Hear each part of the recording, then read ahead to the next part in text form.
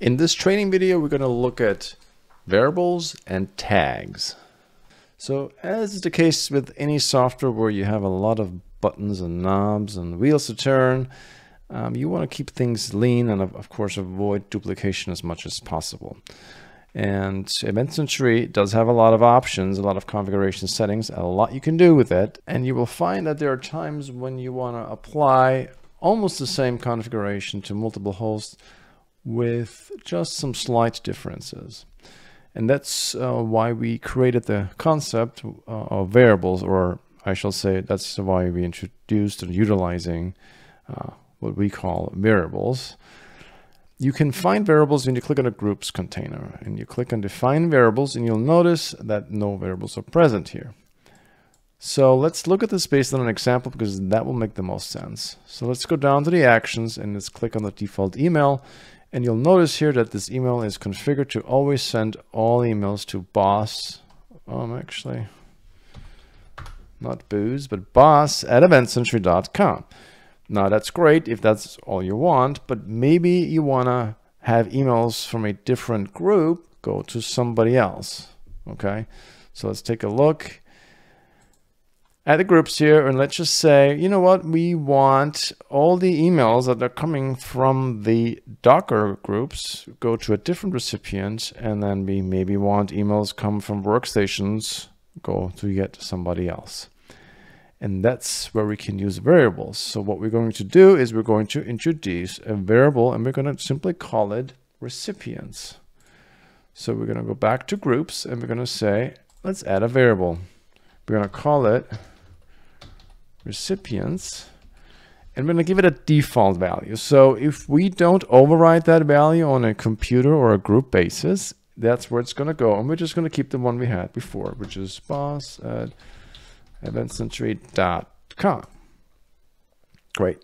So now we have this value, boss@eventsentry.com, at this variable, and that's it. Now we can go to the email action. We can remove this, and now we can reference that variable with a $$ at the beginning. And now we have a variable here. Now, nothing has really changed at this point because the content of that variable is exactly the same as it was before. So emails at this point, if we were to deploy this as is, would still go to boss@eventsentry.com. So nothing special here. But what we can do now is we can now go to a group and click on set variables, and we can change this variable here. So we can double click this. It will give us the default value, but now we can change it, and we can say, you know what, we have a dedicated group that works with Docker, and we're going to call it Docker@eventsentry.com. And if you click it again, you'll notice that the variable here has been overwritten, has been set for this group.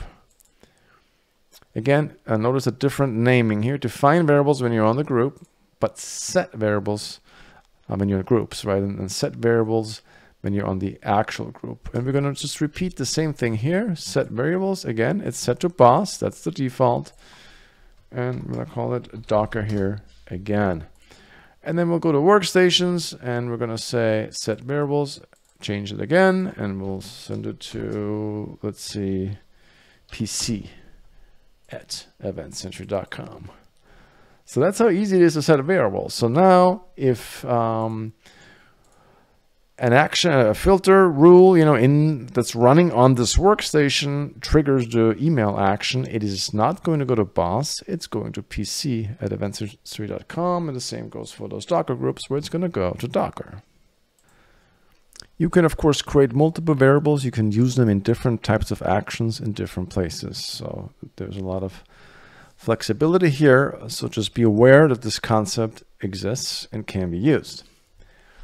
Another thing we have in EventSentry is called tags. And tags are similar, and they help with the automation of package assignment. And let's look at another example here to kind of illustrate this. So if we look at the ribbon here, we have assigned tags, and it's gray because we don't have any custom tags assigned here, and we actually don't have any tags configured in the system. Let's just say those are our Docker computers. So we want to give them the tag of Docker. Let's go to this one here. You can see here Docker is listed. And I can go here, do the same thing again. This time it's going to already be listed because we already used that tag. And now we have two groups that have the Docker tag. Now I can go in here and I can say, okay, I want EventSentry alerts coming from any computer that has the Docker tag. So now I just go in here to the properties. I'll enable the dynamic activation and I'll select Docker. Of course, I still need to make that package. And I get a warning here, which is what I was about to explain, is time you have a automatically activated package, you want to make that package global. So that usually makes the most sense, so you don't have to worry about it anymore. So we're going to say yes here. And the package is global now. And it's only going to run on computers that have the Docker tag set. We can also set tags on individual computers. I could go in here to EventSentry and say, you know what? That's also a Docker computer. And now that computer is also going to get the package that I had just configured for Docker. So this makes it real easy to assign rules on various properties, and you define the tags. So it could be a tag for these are my SQL servers, these are my file servers, and so forth. And then you can simply create packages that look for these tags, and you never have to worry about assigning packages anymore. The only thing you have to do is make sure the tags are correct.